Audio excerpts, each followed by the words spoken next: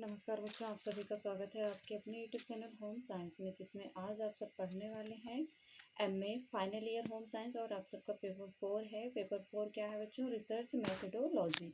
तो आज आप सब रिसर्च मैथडोलॉजी में जो मैंने इससे पहले फर्स्ट रिवीजन कराया था, जो आपके सीरीज से ही था, जो आपके सीरीज से खंड आ प्रश्न था, तो खंड आ से हम कुछ प्रश्न आज और देखेंगे, क्योंकि खंड आ भी बहुत ही महत्वपूर्ण होता है, क्योंकि बहुत कम शब्दों में लिखना होता है और बहुत सटीक आंसर भी देना होता है।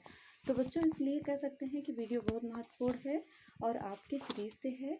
तो आप सब चैनल को सब्सक्राइब कर लें, वीडियो को लाइक करते हुए आगे बढ़ते हैं। जिन बच्चों ने अभी तक शेयर नहीं किया है, वो वीडियो को शेयर भी अवश्य कर दें। कि जैसे कि आप देख पा रहे हैं कि रिसर्च मैथडोलॉजी अर्थात जो अनुसंधान पद्धति है, उस में आप सब जानेंगे। तो आगे बढ़ते हुए देखते हैं क्या है प्रश्न आज आप सबका। तो आज आप सब चरों के प्रकार के बारे में और प्रतिदर्श क्रियात्मक अनुसंधान, पिक्टोग्राफ, उसके उपरांत जो अनुसंधान है उसकी परिभाषा भी देखेंगे। तो वीडियो को लाइक अवश्य कर दें। लाइक करते हुए ध्यान से समझने का प्रयास कर रहे हैं। देखिए क्या है बच्चों, अनुसंधान की परिभाषा दीजिए। यदि आप सबसे लॉन्ग प्रश्न भी बनता है, अनुसंधान के ऊपर कोई प्रश्न पूछ लेता है, अर्थ बताइए या कुछ भी आ जाता है, तो अनुसंधान की एक परिभाषा लिख करके आप आगे बढ़ेंगे, तो इससे जो एग्जामिनर होता है उसके ऊपर बहुत ही अच्छा प्रभाव पड़ता है। इसलिए बच्चों, मेरी एडवाइस है कि आप सब परिभाषा जरूर याद रखना। और आगे बढ़ते हैं। क्या है हमारा? अनुसंधान की परिभाषा दीजिए एवं अर्थ समझाइए। तो बताइए, जो पीएम कुक के अनुसार परिभाषा है, इसके बारे में ध्यान से समझने का प्रयास करें। जो पीएम कुक थे, इन्होंने कहा था कि अनुसंधान एक ऐसा निरपेक्ष, व्यापक तथा बौद्धिक अन्वेषण है, जिसमें जिसमें क्या होता है बच्चों, एक दी गई समस्या से संबंधित तथ्यों तथा उनके अर्थों अथवा संबंधों का अध्ययन किया जाता है। अनुसंधान होता क्या है बच्चों? व्यापक होता है, निरपेक्ष होता है, जिसमें एक तथ्य, एक टारगेट, एक मेन पॉइंट होता है, जिसके अर्थों अथवा संबंधों का अध्ययन किया जाता है। यंग के अनुसार अनुसंधान एक ऐसी व्यवस्थित विधि है जिसके द्वारा नवीन तथ्यों की खोज या प्राचीन तथ्यों की पुष्टि की जाती है। जो हमारे महान वैज्ञानिक हैं यंग जी, इन्होंने कहा कि अनुसंधान एक ऐसी व्यवस्थित विधि है जिसके द्वारा नवीन तथ्यों की खोज या प्राचीन तथ्यों की पुष्टि की जाती है। अनुसंधान का अर्थ बार बार खोजने से ही, जो अनुसंधान है उसका अर्थ होता है कि बार बार खोजने से भी है, अर्थात जो आप बार बार खोज रहे हैं उससे क्या होगा, खोजना भी एक अनुसंधान के अंतर्गत आता है। सर्वेक्षण क्या होता है बच्चों? सर्वेक्षण शोध क्या है? जैसे सर्वेक्षण शोध के अंतर्गत यह निश्चित किया जाता है कि कौन सा चर किस अन्य चर से किस प्रकार, किस रूप में, किस सीमा तक संबंध है। जो अभी लास्ट में हम बताएंगे चरों के बारे में भी, जिनको चरों के बारे में नहीं पता है तो लाइक कर दें और आगे ध्यान से सुनें। जो अन्य चर से किसी भी रूप में, किसी सीमा तक संबंध है, इस प्रकार चरों की स्थिति तथा उनके संबंधों की स्थिति का सर्वेक्षण करना ही सर्वेक्षण शोध का मुख्य उद्देश्य होता है। अब हम देखते हैं वैधता को प्रभावित करने वाले कारक। अगर वैधता को देखा जाए तो उन्हें प्रभावित करने वाले कौन कौन से कारक हैं? सबसे पहले तो आता है कि मापन होता है, मापन के उद्देश्य। दूसरा, प्रश्नों के प्रकार। तीसरा है प्रश्नों की कठिनाई स्तर। चौथा है परीक्षण में समाहित विषय वस्तु को दिया गया महत्व। और 5 नंबर है परीक्षण प्रश्नों की भाषा। 6 नंबर है परीक्षण की लंबाई। और 7 नंबर है परीक्षण निर्देश, अर्थात व्यक्ति या समूह की संस्कृति। और 9 नंबर है हमारा व्यक्ति या समूह की प्रतिक्रिया प्रवृत्ति। उसके बाद नेक्स्ट क्वेश्चन है शोध की उपयोगिता का यह महत्व। शोध की उपयोगिता क्या है और इसकी महत्व के बारे में भी जान लेते हैं। तो शोध मानव ज्ञान भंडार को विस्तृत करता है। जो शोध होता है, जो मानव होता है, उसके ज्ञान के भंडार को विस्तृत करता रहता है। और शोध के द्वारा क्या होता है? व्यवहारिक समस्याओं के समाधान का प्रबल यंत्र होता है और शोध प्रशासक का मार्गदर्शक भी है। और शोध से मानव का अपार बौद्धिक विकास होता है। शोध से अनेक पूर्वाग्रहों के निदान तथा निवारण में मदद मिलती है। उसके बाद नेक्स्ट क्वेश्चन है हमारा पिक्टोग्राफ। पिक्टोग्राफ होता क्या है? जब चित्र के द्वारा हम कोई आलेख या ग्राफ बनाते हैं तो उसे हम क्या कहते हैं? पिक्टोग्राफ कहते हैं। ग्राफ को चित्रों द्वारा बनाने से यह आकर्षक हो जाता है। अगर ग्राफ ये कोई ग्राफ बना रहे हैं तो चित्रों द्वारा बनाएंगे तो ये बहुत आकर्षक दिखाई देता है और आसानी से समझ में भी आ जाता है। जैसे आपने पिक्टोग्राफ मैंने बताया था, पढ़ाया भी है सांख्यिकी में कि पिक्टोग्राफ कैसे बनाते हैं।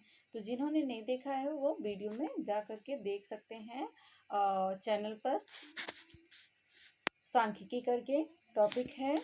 और इससे क्या होता है पिक्टोग्राफ में, इसे प्रतीकों द्वारा संरचनात्मक आंकड़ों को चित्र में परिवर्तित करके बनाया जाता है। अब हमारा नेक्स्ट क्वेश्चन है नृवंश विज्ञान अध्ययन। जो नृवंश विज्ञान अध्ययन होता है वो होता क्या है? अभी आप कुछ बच्चे तो ऐसे होंगे जो नया नाम सुन रहे होंगे, नृवंश विज्ञान, है ना। तो आगे देखते हैं। नृवंश विज्ञान एक गुणात्मक अनुसंधान विधि है।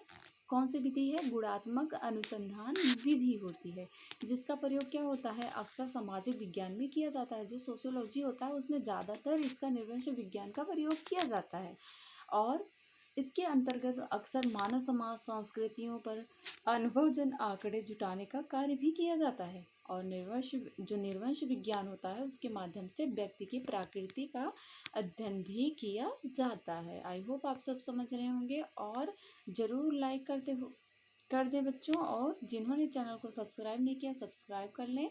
संकेतन क्या है बच्चों? संकेतन होता क्या है? संकेतन एक ऐसी प्रक्रिया है जिसके द्वारा क्या होता है? अनुसंधान के अंतर्गत प्राप्त गुणात्मक सामग्री को ऐसा वस्तुपरक रूप प्रदान किया जाता है जिसमें क्या होता है?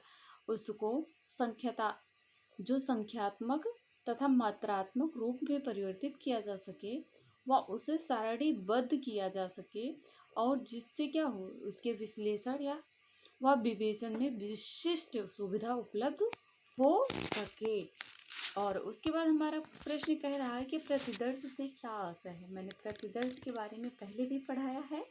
तो प्रतिदर्श होता क्या है? जो शिक्षा शास्त्र होता है उसके क्षेत्र में जो अनुसंधान व अध्ययन कार्य किए जाते हैं उनमें आंकड़ों को मुख्यतः दो स्रोतों से संकलित किया जाता है।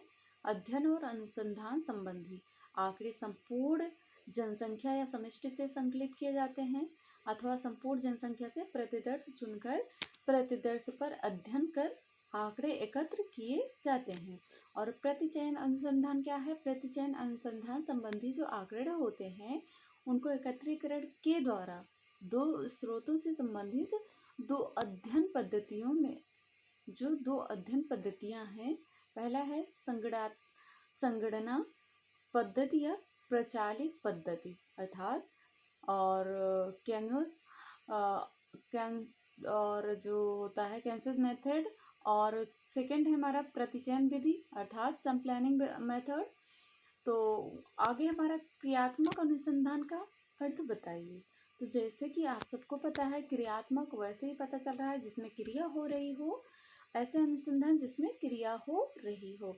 तो क्रियात्मक अनुसंधान वह प्रक्रिया है जिसके द्वारा व्यवहारिक कार्यकर्ता वैज्ञानिक ढंग से अपनी समस्याओं का अध्ययन अपने निर्णय और क्रियाओं में निर्देशन सुधार और मूल्यांकन करता है। क्रियात्मक अनुसंधान वह अनुसंधान है जो तत्कालिक समस्या समाधान के उद्देश्य से घटना स्थल पर वैज्ञानिक ढंग से किया जाता है, जिसके आधार पर क्या होता है? क्रियाओं या तात्कालिक समस्याओं का निर्देशन सुधार एवं मूल्यांकन करते हैं। और नेक्स्ट क्वेश्चन है हमारा अनुसंधान के प्रकार बताइए। तो बच्चों जो अनुसंधान होता है उसके मुख्य 3 प्रकार होते हैं, 3 भागों में अथवा उनमें मिश्रित भागों में विभाजित किया जाता है। एक तो हमारा होता है ऐतिहासिक अनुसंधान, दूसरा होता है विवरणात्मक अनुसंधान। तो ऐतिहासिक अनुसंधान और विवरणात्मक अनुसंधान के उपरांत हमारा तीसरा नंबर है प्रायोगिक अनुसंधान। तो प्रायोगिक अनुसंधान उसके बाद एडवर्ड ने कहा था कि जो एडवर्ड महान वैज्ञानिक है इन्होंने और क्रॉनबेक ने अनुसंधान को समस्याओं के स्वरूप के आधार पर 4 भागों में विभाजित किया। वैसे तो 3 भागों में है, एक ऐतिहासिक है, एक ऐतिहासिक है, दूसरा क्या है? विवरणात्मक है, तीसरा है प्रायोगिक अनुसंधान। और उसके बाद एडवर्ड और क्रॉनबेक ने कहा कि 4 हैं, 4 भागों में विभाजित हैं। पहला सर्वेक्षण अनुसंधान, दूसरा अनुपयुक्त अनुसंधान, तीसरा प्रविधि अनुसंधान, चौथा सूक्ष्म अनुसंधान। उसके बाद हम जानते हैं चरों के प्रकार। जैसा मैंने पहले बताया, चरों के बारे में भी चर्चा करेंगे। तो अभी तक लाइक नहीं किया, लाइक कर दें। जिन्होंने चैनल को सब्सक्राइब नहीं किया, सब्सक्राइब भी कर लें। और प्रायोगिक अनुसंधान में चार मुख्यतः प्रायोगिक जो अनुसंधान होते हैं उसके चर मुख्यतः दो प्रकार के होते हैं। एक तो हमारा स्वतंत्र चर होता है, दूसरा आश्रित चर होता है। स्वतंत्र चर दो प्रकार के होते हैं। पहला है स्वतंत्र चर ई टाइप और दूसरा है स्वतंत्र चर एस टाइप। और आश्रित चर भी दो प्रकार के होते हैं। संगत चर होता है, दूसरा असंगत चर। संगत चर असंगत चर भी दो प्रकार के होते हैं। एक तो जैविक चर होता है, दूसरा पर्यावरणगत चर होता है। तो आई होप आप सब समझ गए होंगे। मिलते हैं नेक्स्ट वीडियो में नेक्स्ट टॉपिक के साथ। तब तक के लिए जय माता रानी।